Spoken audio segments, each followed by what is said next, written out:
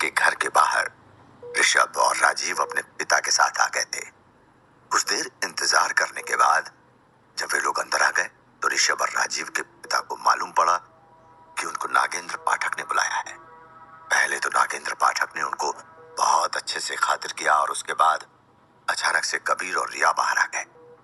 किसी को समझ नहीं आ रहा था कि क्या हो रहा है। रिया ने इसके बाद साफ तौर से अपने पिता को बताया कि ऋषभ और राजीव ने ही उसकी कार को खराब किया है। नागेंद्र ने ऋषभ और राजीव के डैड से इस कार के लिए पैसे देने को कहा।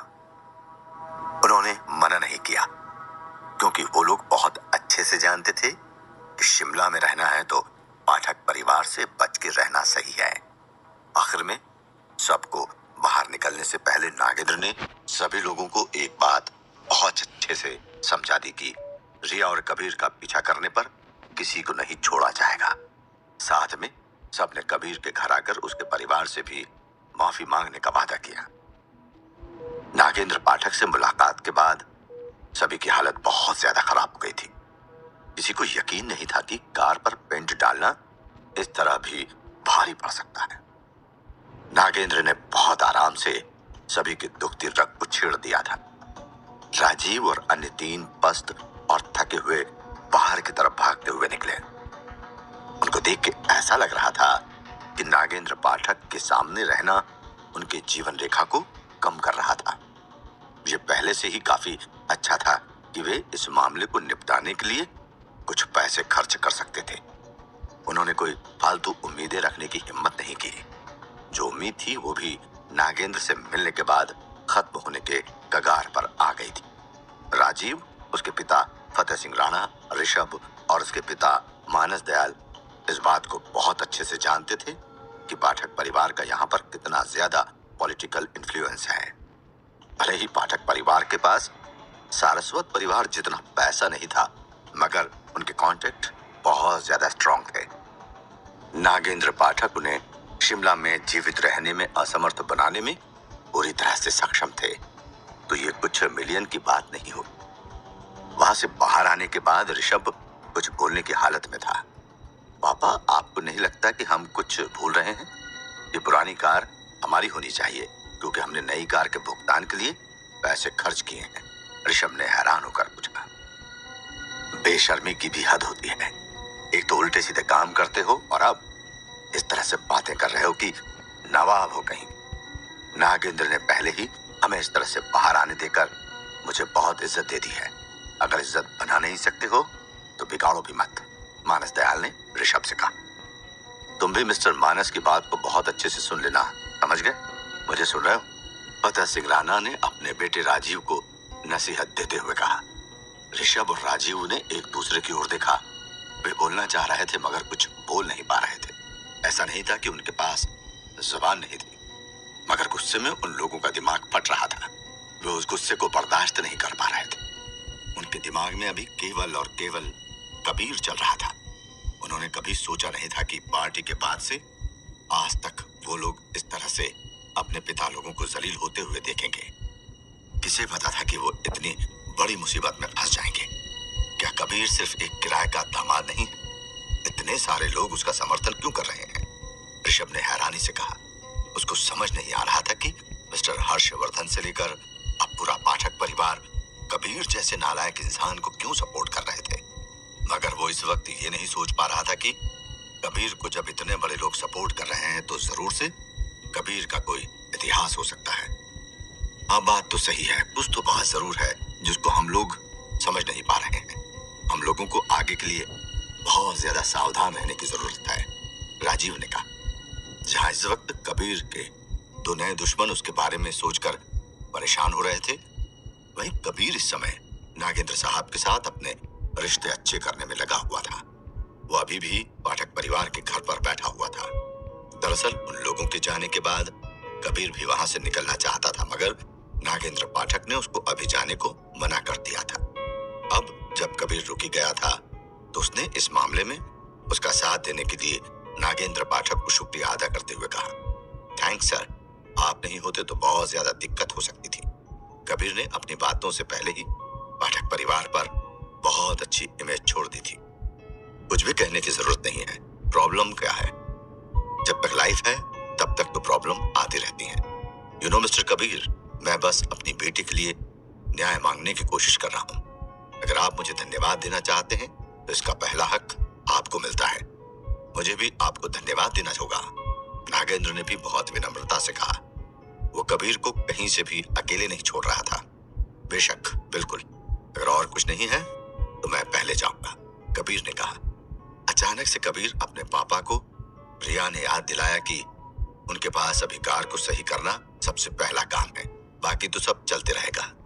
उसके ऐसे याद दिलाते ही कबीर और मिस्टर नागेंद्र के पास अब कार के सिवा कुछ हो भी कहां सकता था बात करने को। उन्होंने एक पल के लिए अपनी बेटी को देखा और फिर कबीर से कहा, कबीर, आपको क्या लगता है कार को कहां भेजना सही रहेगा? हाँ, मैं किसी को जानता हूँ जो ये काम कर सकता है। ठीक है, क्योंकि एक कार आ रही है, फिर भी इससे कोई फर्क नहीं पड़ता। मैं एक कार मरम्मत की दुकान जानता हूँ, मैं आपको इसका एड्रेस देता हूँ। आप कल जाकर कार ठीक कर सकते हैं, कबीर ने कहा। कबीर ने जब नागेंद्र और रिया को कार को ठीक करने को कहा तो रिया का दिमाग खराब हो गया। रिया ने कबीर को घूरते हुए कहा, शर्म की बात है, लोग कार को चलाने के लिए ले जा सकते हैं मगर सही करने के लिए नहीं। हाँ, खराब चीज कौन पूछता है? कबीर मामला समझ गया कि उसको ये कार मिलने वाली है। नागेंद्र ने भी अपनी बेटी की बात का कोई विरोध नहीं किया था। कबीर ने पाठक फैमिली के विलाक से एक फरारी निकाली और वो अपने घर की तरफ निकल गया। उसने आज सचमुच बहुत कमाया। कोई सोच भी नहीं सकता था कि कल आज अचानक से कबीर को ऐसा कुछ मिलने वाला था। ऋषभ और राजीव की बुरी स्थिति के बारे में सोचकर कबीर हंसे बिना नहीं रह सका। वो बहुत अच्छे से जानता था कि उसकी ये फरारी उनकी ही देन है। कहने वाले बहुत सही कहते हैं, अगर इरादा हो तो क्या नहीं होता। कहां पर कबीर से कोई अपने पैसे वापस लेने आया था और अब कहना वो कबीर को कार देकर गया था। घर आकर कबीर ने कार को तेजी से पार्क किया और ऊपर चला गया। इससे पहले कि कोई कबीर से कुछ पूछता, अचानक से कबीर को वो आवाज सुनाई दी जिसको वो अच्छे मूड में कभी नहीं सुनने की कामना करता था। आपने बाहर जाने और एक दिन के लिए गड़बड़ करने की हिम्मत की। पैसे वापस करने के लिए तुमने क्या किया? ये ठीक है? अगर आपने अभी हमारे घर का खाना खाया है और कुछ नहीं, यदि तुम इतना छोटा सा काम भी नहीं कर सकते तो जितनी जल्दी हो सके यहाँ से निकल जाओ। एक कहावत है, तुम जैसे लोगों के लिए धरती के बोझ। जिस पर कबीर दरवाजे के अंदर आया, मीरा कबीर पर चिल्लाने लगी। कबीर सुबह जल्दी निकल गया था। जब सबकी आंखें खुली तो कबीर पहले से ही घर से गायब हो चुका था। जब कबीर पर मीरा चिल्ला रही थी तो काजल को भी समझ आ गया कि कबीर वापस आ गया है, क्योंकि मीरा केवल कबीर से ही ऐसी बात करती थी। माँ, कबीर पक्के से कुछ काम करने के लिए गए थे क्या? हमने अभी हॉस्पिटल के प्रोजेक्ट को उनके लिए नहीं छोड़ा। अगर ये सब बातों को आप देखेंगी तो शायद आपको समझ आ जाए कि कबीर बिजी भी हो सकता है। काजल ने कहा, बात मत करो कबीर, आज तुम कहाँ गए थे? अगर तुम हमें साफ तौर से नहीं समझाते हो तो मुझे लगता है कि तुम अब बाहर निकल सकते हो। मीरा ने काजल को बीच में रोकते हुए कहा, माँ, आपने मुझे जो मामला दिया था, क्या मैंने ऋषभ और राजीव से बात नहीं की थी? फिर मैंने टेकआउट बेचने का अपना काम छोड़ दिया, इसलिए मैंने इसमें थोड़ी देर कर दी, कबीर ने समझाया। माँ, आप एक ही बात को बार बार क्यों करती रहती हो? काजल ने चिढ़ते हुए पूछा। इसे सॉल्व किया तुमने? आप ऋषभ और राजीव को पहले ही बुला चुके हैं। क्या आपको लगता है कि हम उनके लहजे से नहीं बता सकते? वे साफ तौर से गुस्से में। अगर तुमने फैसला कर लिया है तो बात खत्म हो जाती है, मीरा ने जारी रखते हुए कहा। क्या आप जानते हैं कि ऋषभ और राजीव का क्या बैकग्राउंड है? आप कैसे जान सकते हैं? यहाँ तो आपके अपना ही नहीं पता, उनका कहाँ से पता होगा? किस तरह के लोग हैं? अगर हम लोग को अपनी हालत सुधारनी है तो हमें पहले रियल एस्टेट में इन्वेस्ट करना चाहिए, क्योंकि अभी यही सबसे अच्छा ऑप्शन है। हमारे सारस्वत परिवार की आपसे दुश्मनी नहीं है। काजल के पिता भी बहुत ज्यादा गुस्से में थे। हमारे परिवार में उनका बहुत सम्मान नहीं किया जाता है और वे अपने परिवारों से अधिक मदद नहीं ले सकते। फतेह सिंह राणा और मानस दयाल ने उनके लिए व्यापार करना और भी मुश्किल बना दिया है। इन सब के साथ अब तुम, इतना कहते कहते मीरा रुक गई। वो बोलते बोलते थक गई थी। पिताजी, माँ, मेरा विश्वास करो, ये सिर्फ एक गलतफहमी थी। ऋषभ और राजीव पर्सनली हमें ये समझाएंगे, चिंता मत करो, कबीर ने मीरा को समझाते हुए कहा। तुम्हारा दिमाग खराब हो गया? क्या आप जानते हैं डायरेक्टर फतेह सिंह और सीईओ मानस दयाल कौन है? मुझे लगता है कि तुम नशे में हो, मीरा ने डांटा। क्या आप हमें मूर्ख समझते हैं? अगर आपने कुछ नहीं किया तो ये एक बात है, लेकिन आप अभी भी हमें मूर्ख बनाने के लिए ऐसा झूठ बोलने की हिम्मत करते हैं? केशव ने गुस्से में कहा। पूरा कमरा तनाव से भर गया था, इसलिए काजल ने कुछ भी कहने की हिम्मत नहीं की, क्योंकि उसे डर था कि कहीं उसकी बातें मामले को और ज्यादा खराब न कर दे। कबीर के पास कहने के लिए और कुछ नहीं था, इसलिए वो केवल अपना सिर नीचे कर सकता था और उन दोनों से थोड़ी देर के लिए डांट खा सकता था। अभी अंदर सब बात कर रहे थे कि तभी दरवाजे पर दस्तक हुई। कौन है? मीरा ने दरवाजा खोलने के लिए दौड़ते हुए कहा। जी आप? मीरा ने दरवाजा खोलते ही पूछा। ओह, हम हैं। मैं हूँ मानस दयाल, ये है फतेह सिंह राणा और ये हमारे बच्चे हैं, मानस दयाल ने कहा। मानस दयाल और फतेह सिंह राणा। केशव ने इसे अंदर से सुना और उसका अभिवादन करने के लिए आगे बढ़ा। ये दोनों आपके बच्चे होने चाहिए, वे सच में बहुत स्मार्ट हैं, एक नजर और आप बता सकते हैं कि वे अलग हैं। केशव ने प्रशंसा की। ये सही है। हमारे निकम्मे दामाद को देखो, वो हमेशा आलसी रहता है और इतना खाता है, लेकिन वो कुछ नहीं कर सकता। अगर वो इन दोनों से आधा अच्छा होता तो मैं कितना ज्यादा खुश रहती। मीरा ने केशव की बात में जोड़ते हुए कहा। मानस दयाल और फतेह सिंह राणा अजीब तरह से हंसे। उन्हें नहीं पता था कि क्या कहना है। तुम अभी भी वहां क्यों खड़े हो? जल्दी करो और हमारे लिए कुछ चाय डालो। मीरा ने कबीर पर चिल्लाया। कबीर ने कुछ नहीं कहा और बस चाय बनाने के लिए किचन में चला गया। मुझे आश्चर्य है कि आज आप दोनों को यहाँ एक साथ। क्या बात है? केशव ने पूछा। आखिरकार कबीर ने उनसे बहुत पैसा कमाया था और केशव को डर था कि वो दोनों उसके लिए मुसीबत खड़ी करने के लिए एक साथ आए।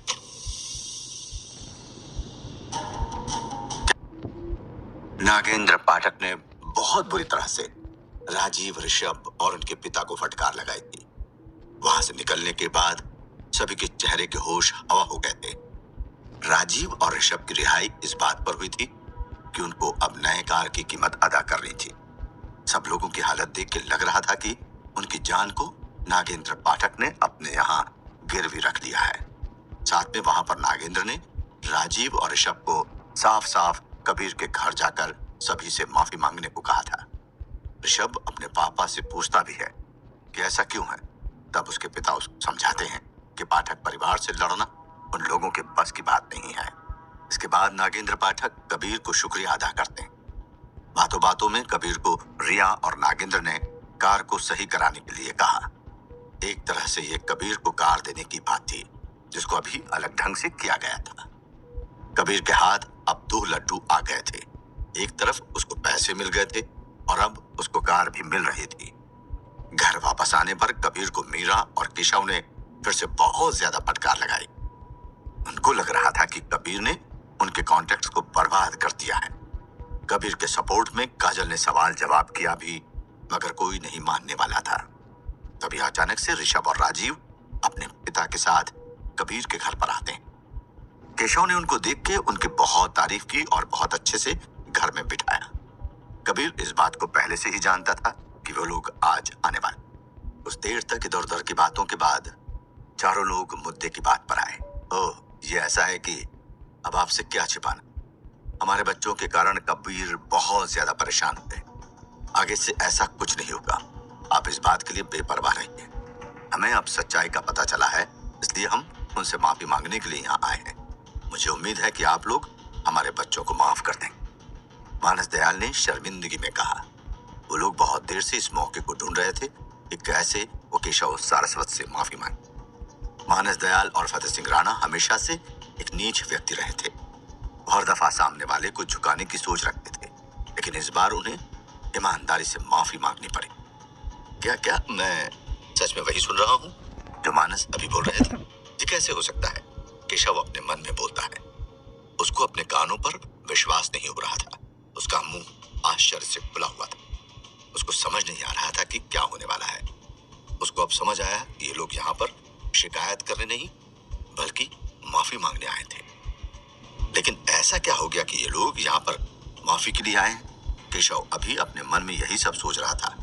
केशव की शक्ल को देख के आए हुए लोगों को लग रहा था कि वो गुस्से में। तब मानस दयाल ने उनको समझाते हुए कहा, दरअसल ये दोनों बहुत अच्छे लड़के हैं, बस कभी कभी जरा इधर उधर निकल जाते हैं। पहले इन्होंने कबीर जी को परेशान किया, उसके बाद उनके साथ शर्त लगाई और आखिर में अपने पैसे गवा दिए। बस उसी पैसे को वापस लेने के चक्कर में इन लोगों ने ज्यादा बड़ी गलती कर दी। आप समझ रहे हैं ना कि मैं क्या कहना चाहता हूँ? मुझे उम्मीद है कि आप मेरी बात को समझ रहे हैं। जो हुआ है वो सब बहुत बुरा हुआ है, हमें इस बात का अफसोस है। इतना कहने के साथ फतेह सिंह राणा ने और मानस दयाल ने बहुत आराम से अपनी जेब से कुछ निकाला और फतेह सिंह राणा ने कहा, केशव साहब ये सही है, ये सब एक कंफ्यूजन से शुरू हुआ था, मगर अब ठीक है। ये हमारे हित का एक छोटा सा हिस्सा है। मुझे आशा है कि आप सभी इसे स्वीकार करें। ये मामला अब यहीं पर खत्म होता है। इसके बाद मानस दयाल ने अपने चेहरे पर एक अधूरी मुस्कान के साथ 2 बैंक कार्ड केशव सारस्वत की तरफ आगे कर दिए। मिस्टर दयाल, आप क्या कर रहे हैं?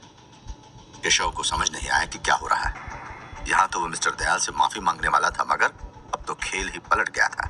मिस्टर दयाल और मिस्टर राणा पहले ही उस पर झुक गए थे। ये पैसे हैं, ये हमारे एक तरफ से छोटा सा हिस्सा है, आपको इसे एक्सेप्ट करना चाहिए, मिस्टर दयाल ने केशव के कुछ आगे पूछने से पहले ही कहा। पैसों की बात सुनकर केशव को अब और ज्यादा कंफ्यूजन होने लगा था। उसने तो किसी से कोई पैसे की मांग नहीं की थी, उसने इन दोनों को कोई कर्ज भी नहीं दिया था। अब अचानक से उसको किस बात के पैसे मिल रहे थे? बाहर ऐसा कोई नहीं था जो केशव का इतना सम्मान करता हो, वो सम्मान जिसके लिए केशव हमेशा से तड़पा था। उसको ये समझ नहीं आ रहा था कि अब उसे इसे एक्सेप्ट करना चाहिए या नहीं। सबसे बड़ी बात तो ये थी कि केशव को ये नहीं पता था कि अचानक से कोई उसको पैसे क्यों दे रहा है। अब अगर केशव इस पैसे को लेने से इनकार कर देता तो बहुत ज्यादा दिक्कत हो सकती थी। पैसे ना लेने की सूरत में अगर मानस दयाल और फतेह सिंह राणा को नाराज कर दिया गया तो ऐसे में केशव को अपने बिजनेस में दिक्कत हो सकती थी। बात साफ है, अगर मानस दयाल और फतेह सिंह राणा मुश्किल स्थिति में थे तो केशव मुश्किल स्थिति में होंगे।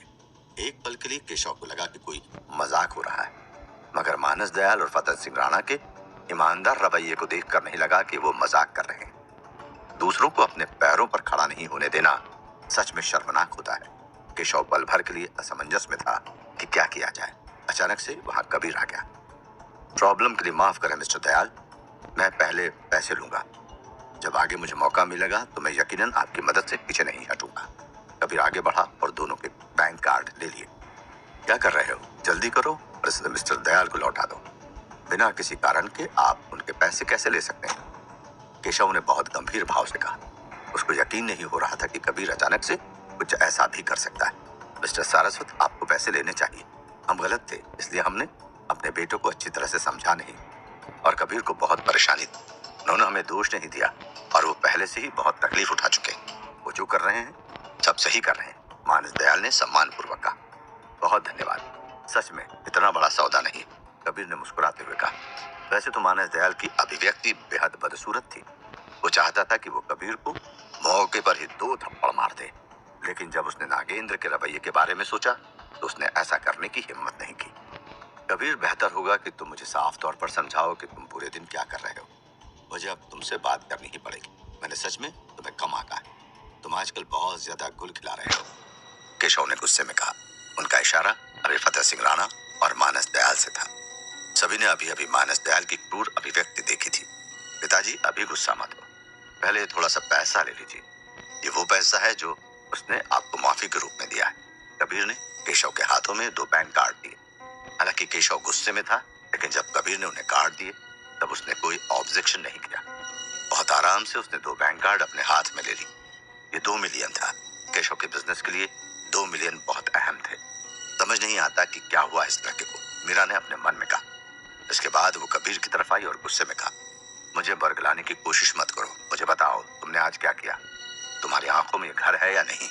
कबीर पहले से ही इस तरह की सिचुएशन को देखता आ रहा था। हर बार जब वो दरवाजे में प्रवेश करता तो उसे हमेशा डांटा जाता। मीरा को जब भी मौका मिलता वो कबीर को सुना देती थी। है, ये उसकी सास थी, क्योंकि उसने काजल से शादी की थी तो उसे इन सभी दुष्प्रभावों को बर्दाश्त करना ही होगा। कबीर ने पहले की तरह मीरा से कोई सवाल जवाब नहीं किया, बिल्कुल भी शिकायत नहीं की, बस अपना पक्ष रखा। मैं अभी सवाल जवाब नहीं करना चाहता, मैं आप लोगों को बताऊंगा इस पैसे के पीछे की पूरी कहानी क्या है। मैं आज थोड़ा थक गया हूँ, इसलिए पहले आराम करने जा रहा हूँ। कबीर ने मीरा को देखा और कहा। मीरा को यकीन नहीं हो रहा था कि कबीर उसके सवाल का जवाब दिए बिना ही जा रहा था। उसने सामने से जाते हुए कबीर को रोक दिया, जिससे उसका रास्ता रुक गया। कमाल है, अब तुम भी गुस्सा कर रहे हो। तुमको क्या लगता है कि हमारा परिवार किस तरह की जगह है? ऐसी जगह तो नहीं है जहाँ पर कबीर के हिसाब से लोग चलें। मैं तुमको बता दूं, अगर तुम गुस्सा करना चाहते हो तो ठीक है, पहले पैसे निकालो फिर गुस्सा करना। मीरा ने गुस्से में डांटा। माँ, मैं आज बहुत थक गया हूँ, मैं तुम्हें कल बताऊंगा, ठीक है? कबीर थका हुआ लग रहा था। एक दिन चलने के बाद वो थक गया। कबीर, अगर मुझे पता लगा कि तुमने सारस्वत परिवार के स्टेटस का और यहाँ के पैसों का गलत इस्तेमाल किया है तो याद रखना, अभी तुम्हारा प्रोजेक्ट शुरू नहीं हुआ है और शायद कभी शुरू भी ना हो पाए। मीरा ने कहा। कबीर के लापरवाह रवैये ने उसे बहुत ज्यादा गुस्सा दिलाया था। माँ, तुम किस बारे में बात कर रही? काजल ने कहा। पैसे के साथ जिम्मेदारी जुड़ी होती है काजल, कुछ भी ऐसे नहीं किया जाता है। तुम्हें अपने बिना नाम वाले पति को संभालना होगा। मीरा ने जितना अधिक कहा उसके शब्द उतने ही अप्रिय हो गए। कबीर की अभिव्यक्ति भी बहुत अजीब हो गई। वो सच में बहुत परेशान हो गया था। माँ, मैं नहीं करूंगा, मैं काजल को निराश नहीं होने दूं, उसकी चिंता मत करो, कबीर ने कहा। मीरा के पास अब कोई शब्द नहीं बचा था तो उसने मुद्दे को बदलते हुए कहा, अरे हाँ, काजल का जन्मदिन कुछ दिनों में आ रहा है। मैंने पहले से ही एक होटल बुक करा लिया है, किसी को ज्यादा दिमाग लगाने की जरूरत नहीं है। हाल ही में केशव के बिजनेस में थोड़ा सुधार हुआ था और एक अस्पताल का प्रोजेक्ट उनके परिवार को दे दिया गया था। इस जन्मदिन पर मीरा ने कुछ अच्छा प्लान किया था, उसे भी अपनी खोई हुई इज्जत को वापस पाना था। मीरा नहीं चाहती थी कि कबीर उसके साथ जाए। कबीर ने हर कोशिश के बाद भी मीरा कबीर को कभी भी अपनी बेटी के लिए नहीं देख पाती थी। खैर, मीरा के इरादे को कबीर समझ गया था। उसने अपनी सफाई में कहा, माँ, वो मेरी पत्नी है, ये सही है कि मुझे उसके बर्थडे में आना चाहिए। इतना नहीं, मैं उसके लिए एक गिफ्ट भी तैयार करूंगा जिससे हर कोई चले, सिर्फ तुम्हारे साथ। क्या तुम काजल को गिफ्ट देने के लायक हो? क्या तुम्हारी इतनी औकात हो सकती है? मीरा ने तिरस्कारपूर्ण भाव से कहा। कबीर ने मुझे जो कुछ भी दिया है वो मुझे पसंद है, काजल ने मुस्कुराते हुए कबीर से कहा। कबीर भी हंसा। ये बहुत बुरा है। जब मीरा ने ये दृश्य देखा तो वो पागल ही होने वाली। ठीक है, ठीक है, पहले इतनी देर हो चुकी, अब इसके बारे में बात मत करो। अगर तुम्हें कुछ कहना है तो कल कहो, केशव ने बीच में टोका। उनको अभी अभी 2 मिलियन मिले थे और केशव सच में खुशी महसूस कर रहे। अब जब उनका मूड बेहतर था तो ये नेचुरल ही था कि उन्हें कबीर थोड़ा अच्छा लगा। वो चीजों को बेहतर बना सकते हैं और आज रात को भूल सकते हैं। सब बिना कुछ बोले अपने अपने कमरों में लौट गए। जान, मेरा जन्मदिन आ रहा है, तुम मुझे क्या दे रहे हो? काजल ने उत्सुकता से पूछा। ये सीक्रेट है जान, आपको पता लग जाएगा, ओके? कबीर ने सिर उठाया और कहा। कबीर और काजल आखिर में एक दूसरे को देख के सो गए।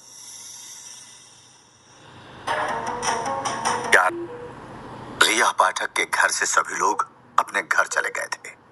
कबीर अपने घर पर ही था, तभी उसके घर पर मानस दयाल, फतेह, ऋषभ और राजीव आ जाते हैं। केशव और मीरा दोनों को लगता है कि पार्टी में हुई घटना के लिए वे कबीर और उनके परिवार को शर्मिंदा करने आए होंगे, लेकिन आते ही उन दोनों ने कबीर से ऋषभ और राजीव की गलती के लिए माफी मांगी, जिसे केशव और मीरा दोनों ही काफी हैरान हो गए थे। उनको कुछ भी समझ नहीं आ रहा था। इसके बाद उन्होंने तुरंत ही पैसे निकालकर कबीर की ओर बढ़ा दिए, जिससे केशव और मीरा की हैरानी और बढ़ गई थी कि ये दोनों इतने अमीर आदमी आखिर उनके घर पर आकर माफी क्यों मांग रहे हैं और उसके बाद पैसे भी दे रहे हैं। केशव और मीरा मानस से पूछते हैं, भाई साहब बात क्या है? वो बिना बताए ही वहां से चले जाते हैं। इसके बाद मीरा सारस्वत तुरंत कबीर से इसके बारे में जानना चाहती थी, लेकिन कबीर बात टाल देता है। तब मीरा गुस्से में कहती है कि मैं जानती हूं कि तुम गैंगस्टर के साथ रहते हो और अब तो लोग तुम्हें घर पर रुपए देने आते हैं। तुम मेरी बेटी के लिए ठीक नहीं हो। कबीर मीरा की बात अनसुनी कर सोने चला जाता है। अगली सुबह कबीर जल्दी उठकर तैयार हो जाता है। आज से कबीर को जल्द से जल्द संजीवनी अस्पताल के काम को निपटाना था। अस्पताल बनाने का काम अपने आखिरी स्टेज पर था और डिजाइन से संबंधित सारे काम हो चुके थे। अस्पताल के लिए सबसे इंपॉर्टेंट बात मेडिकल इक्विपमेंट का लगना था, इसलिए वहां रिया पाठक का होना इंपॉर्टेंट था, क्योंकि इस वक्त वही कबीर की मदद कर सकती थी। मीरा सारस्वत कल रात से ही कबीर से नाराज थी, क्योंकि कबीर ने उन्हें इग्नोर करके सोने चला गया था। मेरी बात से ज्यादा उसकी नींद जरूरी थी, उन्होंने अपने आप से कहा। आखिर वो काजल की माँ है, उनकी अपनी बेटी की चिंता लाजमी है। ये सब बात उनके मन में चल रही थी। उन्होंने मन में सोचा कि कबीर को आज सब चीजों का जवाब देना होगा। इधर कबीर को अंदाजा था कि कल रात उसने अपनी सास के साथ जो बर्ताव किया था उससे उस पर काफी सारे सवाल खड़े होने वाले हैं, तो उसे आज सावधान रहना होगा ताकि उन्हें मौका न मिले। उसके लिए ये बेहतर था कि वो जल्द से जल्द उनके अनुसार ही बिहेव करे, नहीं तो वो निश्चित रूप से उससे नाराज होकर पता नहीं क्या कर बैठे। कबीर ने नाश्ते में ब्रेड और अंडे और यहाँ तक कि उबला हुआ दूध भी तैयार किया था।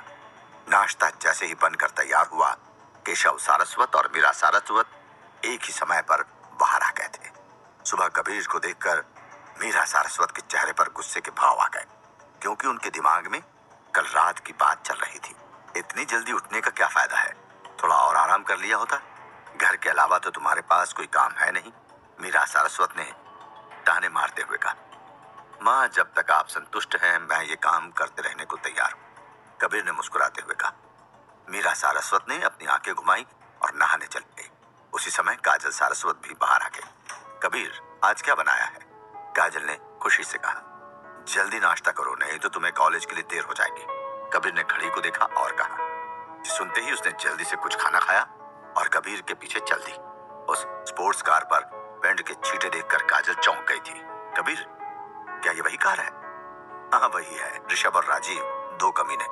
उन्होंने इस प्यारी कार पर पेंट फेंककर इसे बर्बाद कर दिया, जबकि ये तो रिया की गाड़ी थी।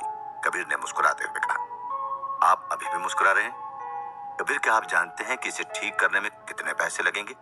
साथ ही आपको ये भी सोचना होगा कि इसमें जो भी खर्चा आएगा वो हम कहां से देंगे? काजल ने थोड़ा टेंशन में आकर कहा। चिंता मत करो, सब ठीक हो गया है।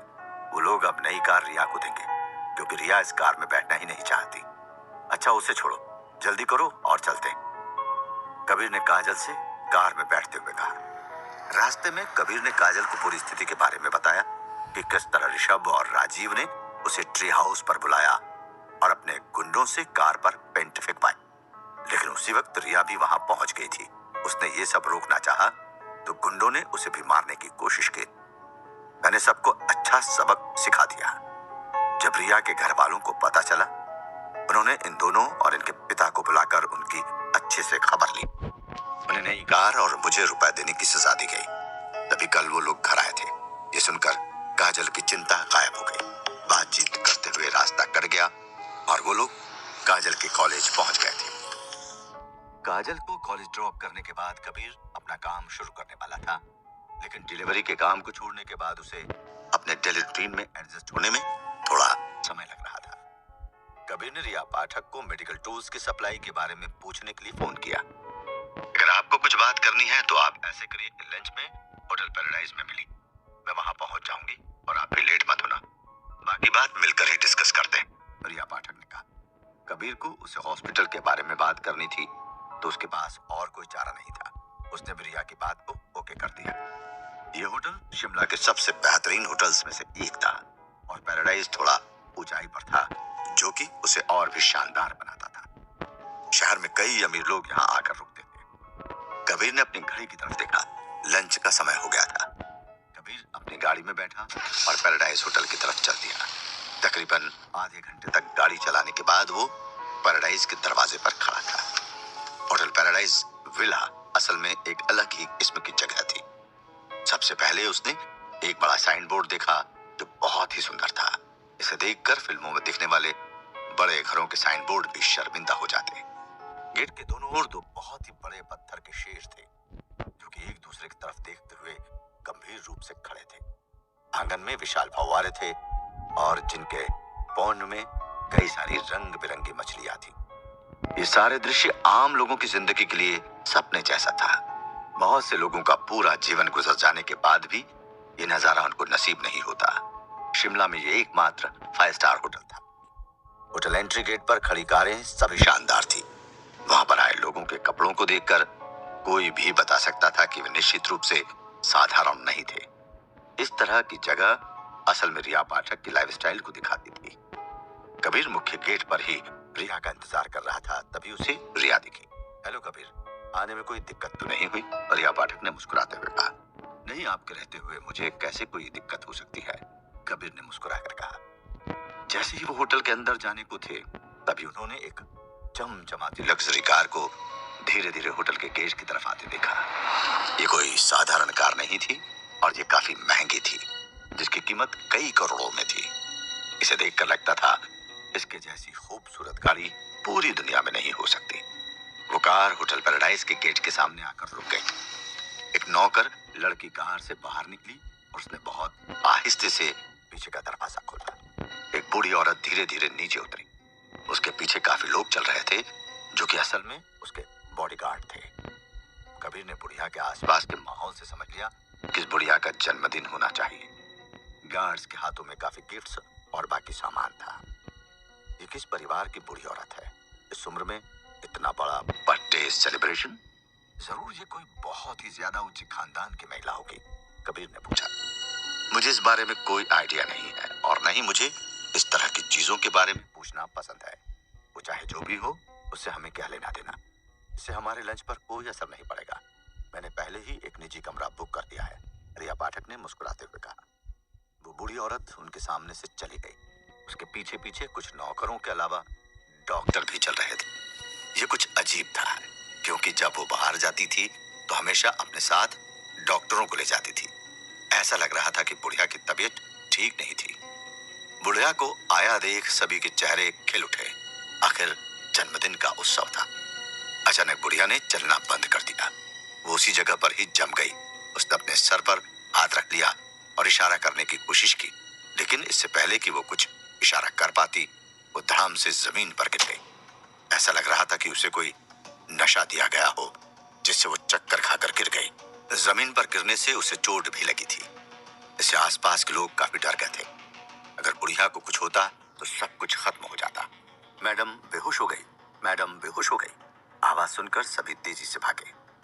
बुढ़िया को जमीन पर पड़ा देखकर लोगों का कलेजा कांप उठा। इस तरह से अचानक बेहोश हो जाना कोई मामूली बात नहीं थी। पहले तो घटना स्थल का माहौल काफी खुशनुमा था। सभी लोग अब तक तैयारी में जुटे थे और अब जब सब तैयार हो गया तो किसी को समझ नहीं आ रहा था कि क्या किया जाए। इस घटना के बाद किसी ने भी पार्टी के बारे में परवाह नहीं की। बुढ़िया के साथ मौजूद डॉक्टर ने तुरंत प्रतिक्रिया दी। उसने जल्दी से मेडिकल किट से अपने इक्विपमेंट निकाले और बुढ़िया को चेक करने लगे। क्या हुआ इन्हें, डॉक्टर नौटियाल? उसके बगल के लोगों ने उत्सुकता से पूछा।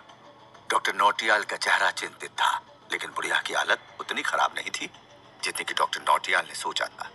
जब डॉक्टर ने अपना सारा अनुभव आजमा लिया, उन्हें लगा कि बुढ़िया का स्वास्थ्य बिल्कुल भी खराब नहीं था और इसे काफी अच्छा माना जाना चाहिए। बुजुर्गों में कुछ ही सामान्य समस्याएं थी, जैसे हाई ब्लड प्रेशर, थोड़ा भूलने की बीमारी। इसके अलावा और कुछ नहीं था। हालांकि ये अलग था। बुढ़िया का ब्लड प्रेशर बिल्कुल सामान्य था, लेकिन वो ऐसे ही बेहोश हो गई थी। डॉक्टर नौटियाल को पता नहीं था कि क्या किया जाए। अगर कुछ हुआ तो डॉक्टर नौटियाल इसे संभाल नहीं पाएंगे। इतने सारे लोगों को देखते हुए न केवल वो एक डॉक्टर के रूप में अपनी प्रतिष्ठा खो देंगे, वो बूढ़ी महिला के परिवार के अमीर और शक्तिशाली कनिष्ठों के साथ भी परेशानी में पड़ जाएंगे। डॉक्टर नौटियाल इतने चिंतित थे कि उन्हें पसीना आ रहा था। उनके माथे पर पसीने की बूंदें टपक रही थी। इस वक्त पसीना आना इस बात का इशारा था कि वो बेहद परेशान थे। प्राइवेट डॉक्टर बनना आसान नहीं था। एक बार कुछ हो गया तो ये जगह अस्पताल जैसी नहीं थी जहां उसे संभालने के लिए यूनिट हो। अगर यहाँ कुछ होता तो हो जाता और जिम्मेदारी उसी पर होती। डॉक्टर नौटियाल का दिल निराशा से भर गया था और उन्हें नहीं पता था कि क्या करना है। उन्हें अपने पूरे जीवन में इस तरह की स्थिति का सामना नहीं करना पड़ा था। उनके दिमाग में आया कि इसी के साथ ही ये सब खत्म हो जाएगा। वे अपने फील्ड में शोहरत के मुकाम पर थे, लेकिन ये घटना सब बदल कर रखने वाली थी। वो सोचकर ही घबरा रहे थे। कबीर और रिया भी ये सब देख रहे थे। उन्हें भी कोई अंदाजा नहीं था कि ये बूढ़ी औरत कौन थी और उसको क्या हो गया है। वो बेचैन थे, लेकिन अभी वो कुछ कर भी नहीं सकते थे। कबीर हॉस्पिटल के काम को लेकर काफी जल्दी में था, क्योंकि हॉस्पिटल की बिल्डिंग बनने के लास्ट स्टेज में थी। सिर्फ इक्विपमेंट की ही कमी थी। घर पर मीरा सारस्वत उसे पिछली रात के लिए ताने मारती है, क्योंकि उसने सोने का बहाना कर उनकी बात को अनसुना किया था। उसके बाद वो काजल को कॉलेज ड्रॉप करने के लिए जाता है। वहां से उसे ड्रॉप करने के बाद वो रिया को मेडिकल इक्विपमेंट की सप्लाई के लिए कॉल करता है। रिया उसे होटल पैराडाइज विला में बुला दी है। कबीर और रिया होटल में मिलते हैं। तभी होटल के गेट पर एक कार से एक बूढ़ी महिला उतरती है, जो कि एक बहुत ही महंगी गाड़ी में थी, जिसके साथ नौकर और डॉक्टर भी होते हैं। तभी वो महिला अचानक से बेहोश हो जाती है, जिससे उसका डॉक्टर बहुत ही टेंशन में आ जाता है। उसे कुछ भी समझ में नहीं आता है कि क्या करे।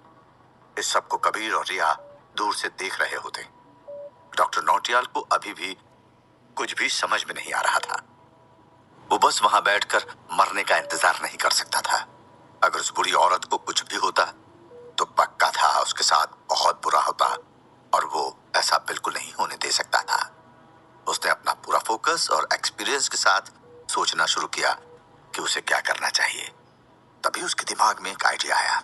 बिना कुछ बोले तुरंत डॉक्टर नौटियाल ने बुढ़िया को कार्डियोपल्मोनरी रेसिसिटेशन दिया। इसमें व्यक्ति के चेस्ट को पंप किया जाता है ताकि वो होश में आ जाए।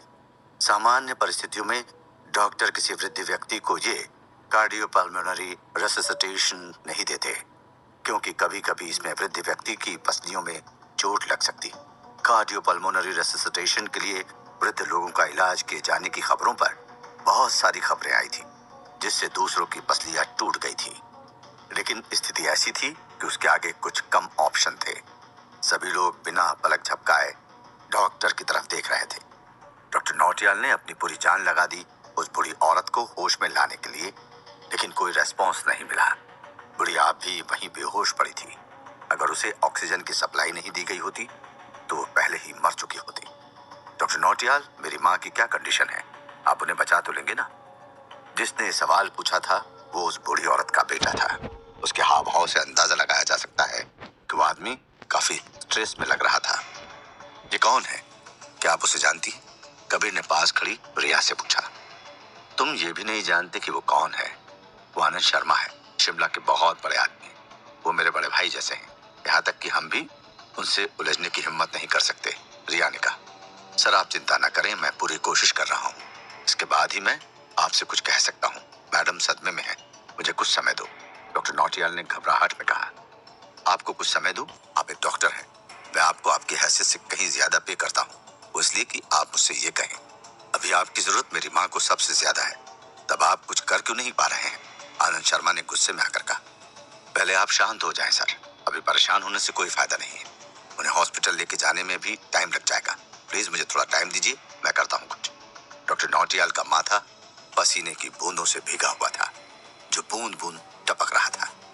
शांत हो जाऊं? कैसे शांत हो जाऊं? सामने मेरी बूढ़ी माँ मर रही है और आपको शांति की पड़ी है। अगर मेरी माँ को कुछ हो गया तो डॉक्टर तुम्हारी खैर नहीं। ये जो लग्जरी लाइफ तुम जी रहे हो, मैं तुम्हारी लाइफ तबाह कर दूंगा। आनंद शर्मा ने गुस्से में आकर डॉक्टर को धमकी दी। गेट पर जो हुआ था उससे पूरे होटल में खबर फैल गई थी और वहां भीड़ लग गई। सब लोग जानना चाह रहे थे कि वहां क्या हुआ। बॉस, एक बहुत बुरी खबर है। गेट पर आनंद साहब की माँ बेहोश हो गई। लॉबी मैनेजर ने जल्दी जल्दी से अपने बॉस से कहा। क्या? ऐसा कैसे हो सकता है? होटल का मालिक हैरान था और उसे अपने कानों पर विश्वास नहीं हो रहा था। बॉस, मेन गेट के पास ही मैडम एकदम से गिर पड़ी। किसी को इससे ज्यादा अभी कुछ भी पता नहीं है।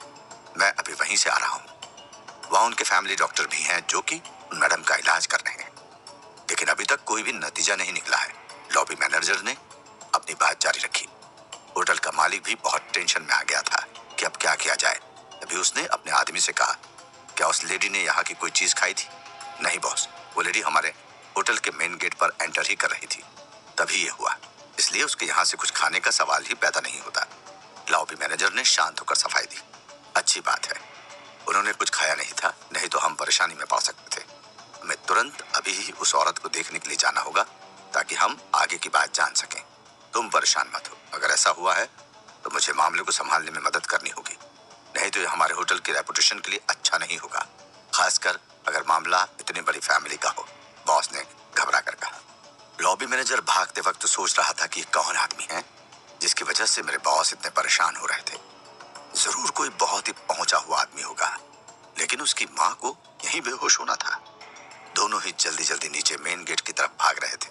बॉस, आपको अंदाजा था कि मौके पर नहीं पहुंचने से बहुत मुसीबत हो सकती थी?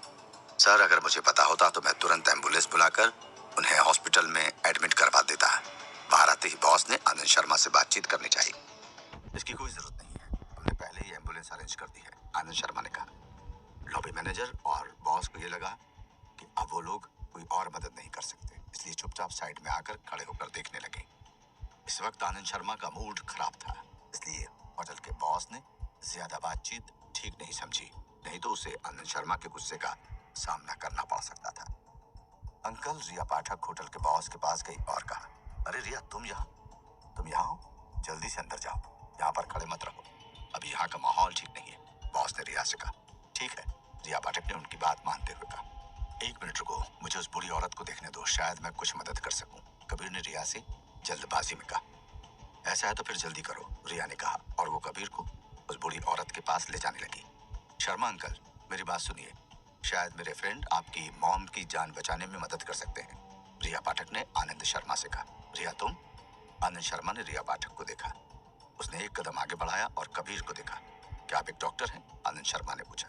कबीर मुस्कुराया और अपना सिर हिला दिया। मैं डॉक्टर नहीं हूँ। आनंद शर्मा की भौहें तन गई। तुम डॉक्टर नहीं हो? अगर कबीर इस वक्त रिया का दोस्त नहीं होता तो अभी तक उसे गुस्से का सामना करना पड़ जाता है, क्योंकि ऐसे परेशानी के समय में कोई मदद करने आया है और वो इंसान डॉक्टर भी नहीं। आनंद शर्मा ने कबीर के लिए अपने गुस्से को छिपाए रखा, लेकिन कबीर ने उनके चेहरे के भाव पढ़ लिए थे, इसलिए उसने ज्यादा देर न करते हुए बताया, सर मैं डॉक्टर नहीं हूँ, लेकिन मैंने अपने गुरु से प्राचीन आयुर्वेद के बारे में जाना है, इसलिए मुझे एक मौका दें, क्या पता मैं आपकी मॉम की जान बचाने में मदद कर सकूं। कबीर ने इस बार अपनी बात पूरी की। प्राचीन चिकित्सा विज्ञान? तुम क्या बकवास कर रहे हो? क्या मैडम की जान खतरे में और तुमको प्राचीन कला के ढोंग सूझ रहे हैं? डॉक्टर नौटियाल ने कबीर के शब्दों को सुनने के तुरंत बाद कहा। डॉक्टर नौटियाल विदेश में पढ़े लिखे डॉक्टर थे, इसलिए उन्हें प्राचीन चिकित्सा पर रत्ती भर भी भरोसा नहीं था। उनके लिए वो महज ढकोसला था। इसके साथ ही अगर कबीर उनके क्लाइंट की जान बचा लेता तो उनकी क्या इज्जत रह जाती। इस वक्त भी डॉक्टर सिर्फ अपने बारे में सोच रहा था, मगर उन्हें तभी सूझा कि अगर उस औरत की जान नहीं बची तब भी तो उनका मरना तय था।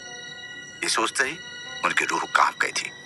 डॉक्टर, आप गलत समझ रहे हैं, ये बात चिकित्सा विज्ञान या मॉडर्न मेडिकल साइंस की नहीं है। यहाँ सिर्फ इतनी सी बात है कि मैडम की जान बचानी चाहिए।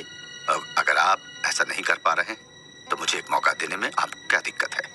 आप ये चाहते हैं कि मैं कुछ ना करूं तो आप बताएं कि आप इनकी जान कैसे बचाएंगे।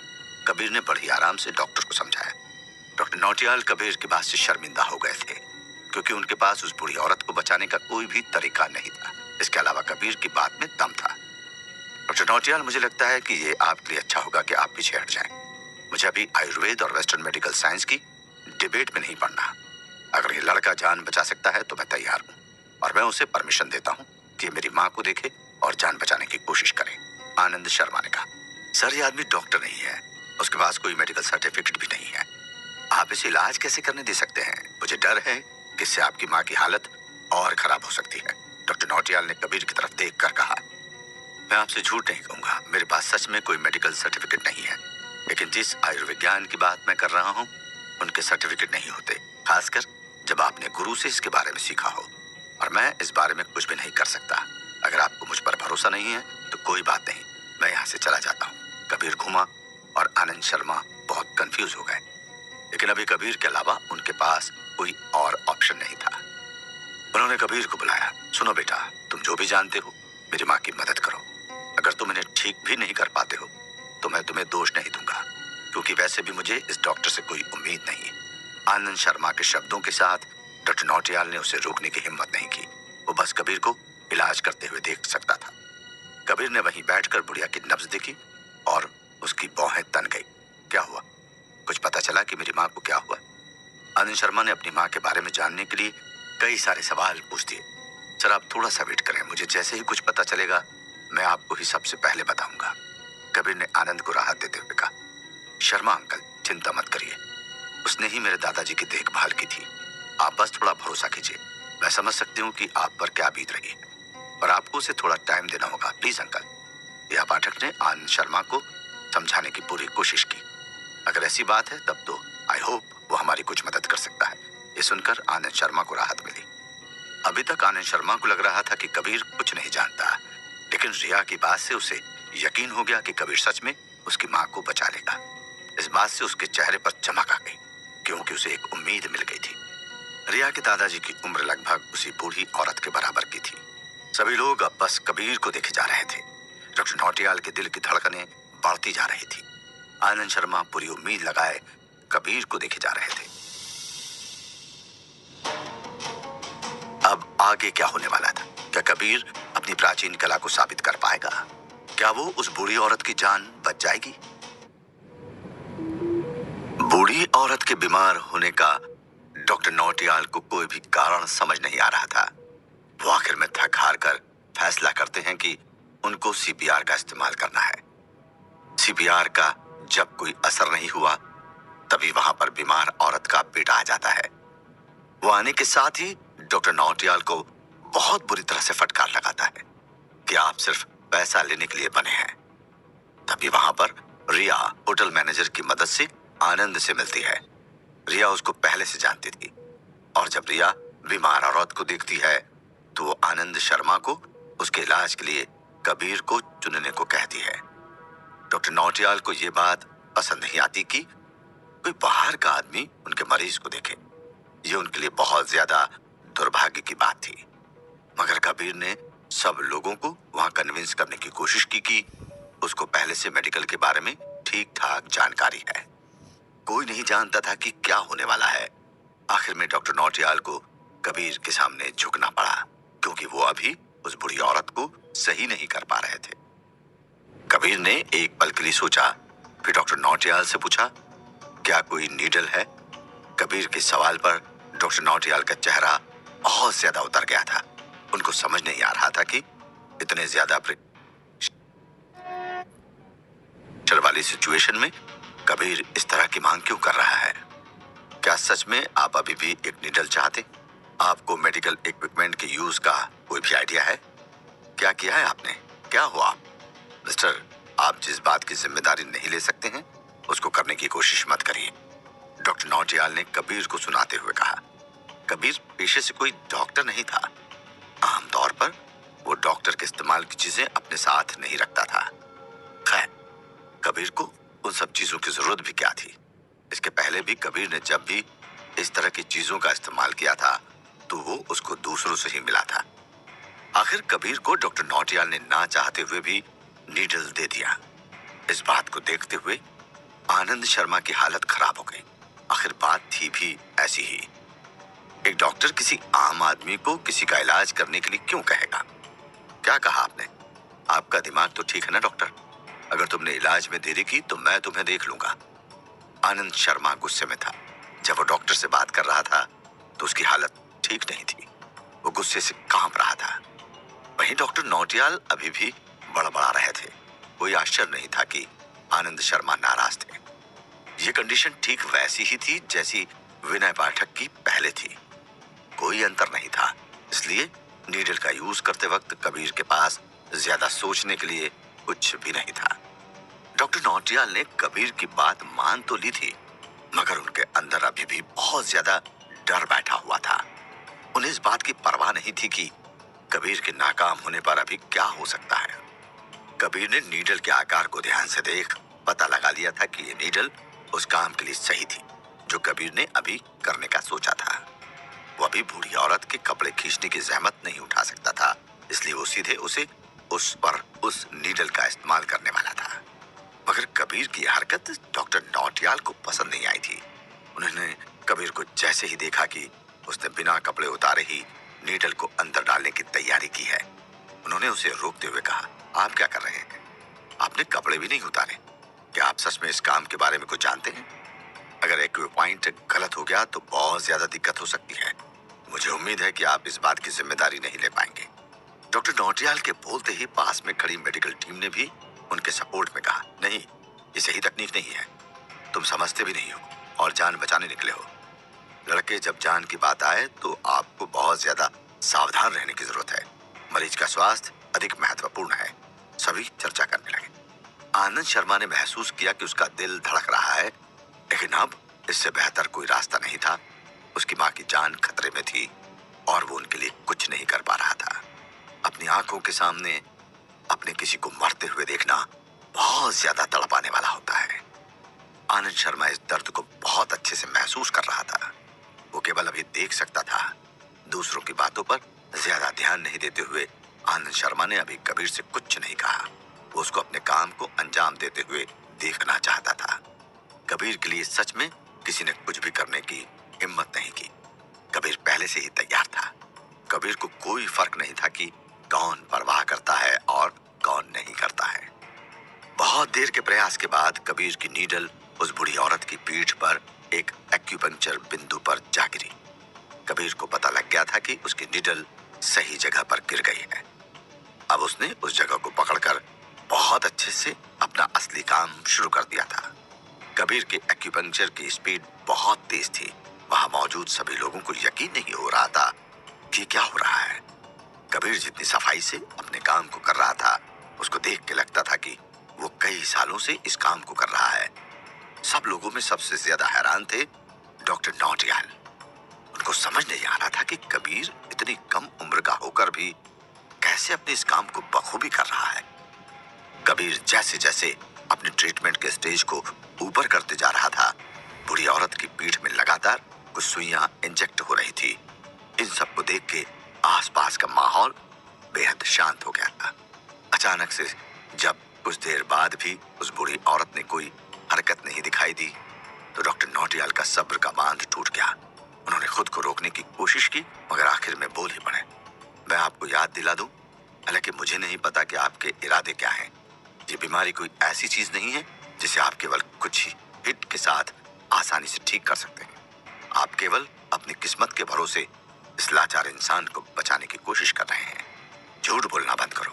वे देख कर के बूढ़ी औरत की कोई प्रतिक्रिया नहीं हुई। डॉक्टर नौटियाल का दिमाग खराब हो गया था। कबीर ने अपनी आंखों के इशारे से उनको रुकने को कहा। वो जानता था कि क्या हो रहा है। जल्दी ही डॉक्टर नौटियाल फिर से आश्चर्य हुए।